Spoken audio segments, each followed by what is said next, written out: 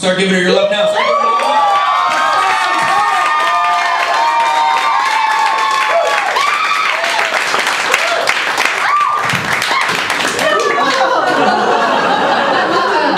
That's one way to start. All right, if that doesn't count as part of my 10 minutes, this is going to be great. Yeah, so I'm Samantha. This is not the only thing I do to pay my bills. In fact, it's one of my first times doing it. If it's anything like the last new thing I tried to pay my bills, I'm going to leave here crying, ashamed, and very naked. But I'm really hoping it won't be. I'm actually a babysitter, a professional nanny, you might say. And my main way to not kill the children is to discipline them by like joining in on their awful behavioral faults. So I'll try to say we instead of you. So like, we do not bite our friends. We don't do it. And sometimes this works really well, and sometimes it's gone too far, and my emotional scars are forever. So I was babysitting these two little girls in the West Village, which is here. Surprise. And I'm giving them a bath, and because it's still kosher to do that when they're 3 and 6. So giving it to them, they're together, I turn around because like, fuck you bitches, you can bathe yourselves by now. And from the younger one I hear this, and that's an awful sound to hear. That's not a good sound when you're babysitting. So I turned around hesitantly. And I had to say something that nobody in the entire world should ever have to say to anyone, and I feel like I've really filled the quota on this phrase, which was, we do not put our hands in our little sisters' butts!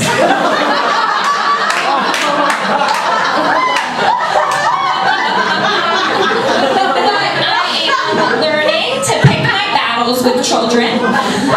That was definitely one that needed to happen.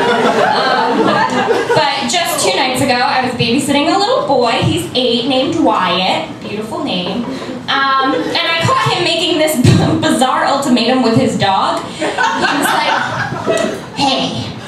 hey Oscar, if you don't move, I'm gonna fart in your face.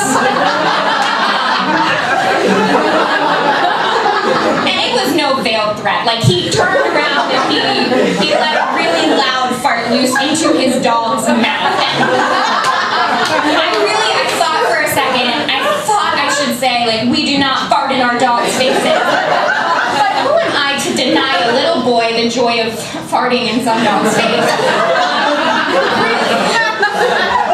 Really, who among us hasn't purposely farted on a dog?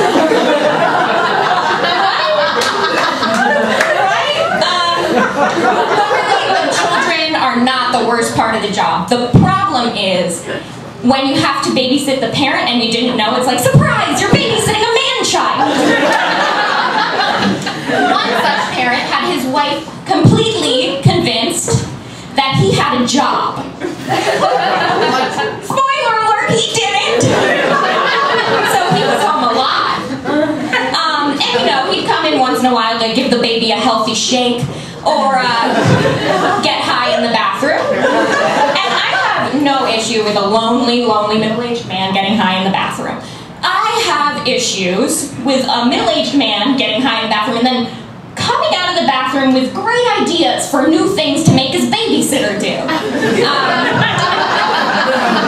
Such great things were, hey, Sam, since you're babysitting my son, I was wondering, can you help me set up a website for selling glass bombs? But that was absolutely nothing. One day, he walks out of the bathroom in a puff of smoke, holding his cat out to me like some weird gift to the gods. He says to me, Sam, since you babysit my son, I was wondering, can you moisturize my cat? Can you set up a moisturizing regimen for my cat? To which I obviously said magically found an article on why nobody should ever moisturize a cat. Which is very, very comforting to me, because there's some other middle-aged man out there thinking, why not slather my cat with Jergens? And that started an awful email battle once I sent him that. And I have plenty of quotes from that, so meet me after the show for some real great ones. But I don't just work, I'm a ton of fun, I vomit all the time.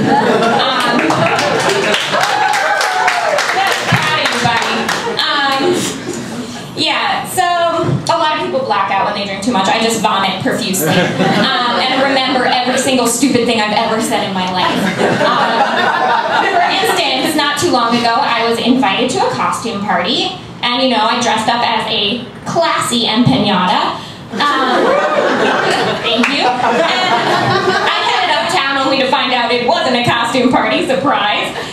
Drank an entire bottle of wine, got back on the subway, and headed back downtown miserably.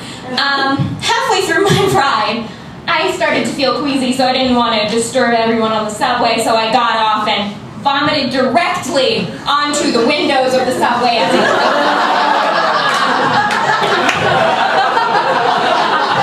which is probably significantly weirder because I was dressed like an empanada. And once there's no more subway to vomit on, I turned around to the janitor who was cleaning, took her new garbage bag, vomited into it, and said, "I'm just car sick," and gave it back, and I'm so glad I can remember that. I'm glad I don't black out. And some blurry-faced man came up to me, and he's like, "Hey, like, can I help you? Like, are you okay? Is there any way I can help you? Can I get you a taxi?" I was like, no, I'm fine, mister, I'm fine, because I am a strong, independent woman and very cheap. I'm not paying for a taxi. So I made it home. Fast forward, next day I'm walking back from work with the cat, moisturizing man. And I'm heading back and I see this man waving at me, and I was like, "Oh, New York's so creepy, cat calls." And then he's like, hey, I know you.